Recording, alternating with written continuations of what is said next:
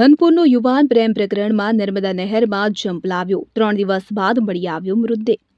વિગતે વાત કરીએ તો છોટાઉદેપુર જિલ્લાના બોડેલી તાલુકાના ધનપુર ખોસ નવી વસાહતના યુવાન નીતેશ રાઠવા પ્રેમ પ્રકરણના કારણે નર્મદા મુખ્ય નહેરમાં ઝંપલાવ્યા બાદ 3 દિવસથી લાપતા હતા। સતત ચાલતી શોધખોળ બાદ આજરોજ વહેલી સવારે કેનાલના પાણીમાં તેમનો મૃતદેહ તરતો મળ્યો હતો।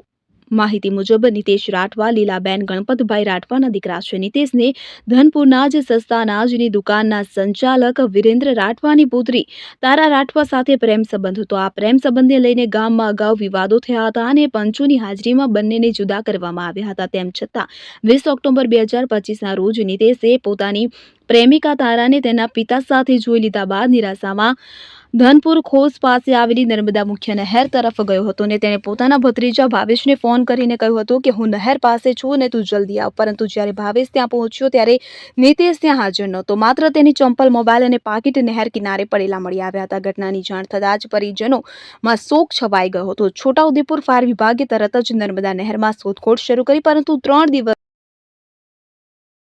નર્મદા કેનાલ પર ઘટના બની છે।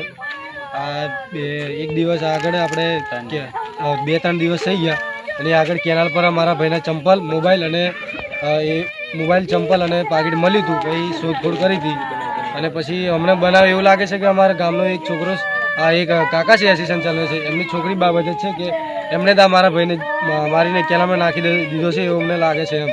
કેમ કે આના ધમકી આપતા હતા અને 2-3 વખત છોકરી ભાગી ગઈ હતી તો અમારે ઘેર આવીને હું જતા પંચ ભેગી કરીને બધું સમાધાન કરી દીધું હતું।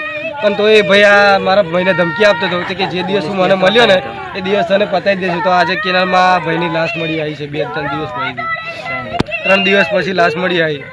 ક્યારે પડ્યા હતા? ત્યારે આ 25 તારીખે કેનાલમાં પડ્યા હતા અને આજની તારીખે મળી આવેલા છે। આ તાંદલજા કોલેજથી મળી આવ્યા છે। અમે ખોસ ધનપુર રહીએ છીએ, ખોસ ધનપુરથી।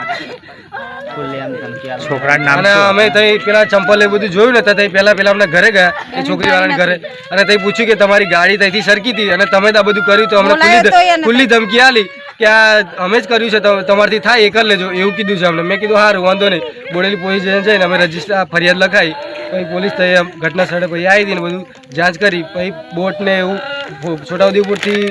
છોટાઉદેપુરથી ફાયર બ્રિગેડની ટીમ આવી હતી ને બધી શોધખોળ કરી પણ ના મળી।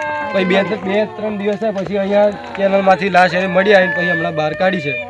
શું નામ તમારું? મારું નામ રાઠવા ઘનશ્યામભાઈ ગણપતભાઈ અને મારા નાના ભાઈનું નામ રાઠવા નીતેશ। અને આ ભાઈ એથી એમનું શું નામ? આ છોકરાનું મારા ભાઈ નાના ભાઈનું નામ નીતેશભાઈ। આ છોકરી બાબતમાં જ આને મારવામાં આવ્યો છે સાહેબ, અમારે એ જ કહેવું છે, બીજું કંઈ નહીં। છોકરી બાબતમાં જ આને પતાઈને નાખી દીધો છે એમ, કારણ કે વારંવાર ઘરે ધમકી પણ આપતા હતા અને 2-3 વખત આ છોકરીનું એ થયું હતું ત્યારે સાહેબ પંચ ભેગી કરીને સમાધાન પણ કરી દીધું હતું। અને આ લોકોએ એવું કીધું હતું કે ગમે તમારો છોકરો મળશે ને તો અમે બદલો લેશું, એવું કહીને છોકરી બાબતે આને મારી નાખ્યો છે। કહેતા હતા કે તમે ધાર્યું મારીને ઝટકાઈ દેશું, તો આ સાહેબ કેનાલમાં મારી દીધો આવે છે। એવું કીધું કે તમારાથી જે થાય તે કરશું, અમે પણ સાહેબ આગળ લડશું, બીજું તો શું। બસ એ જ કહેવા માગું છું કે મારા ભાઈને ન્યાય મળે અને એને સજા કડકમાં કડક કાર્યવાહી થાય, એને સજા મળે અને એની છોકરીને સજા થાય। કેમ કે એની છોકરી એવી છે ને એનો બાપો એવો છે। આ 2 જણા મળીને મારા ભાઈને મળીને બધું કામ કર્યું છે સાહેબ, અમને એવું લાગે છે।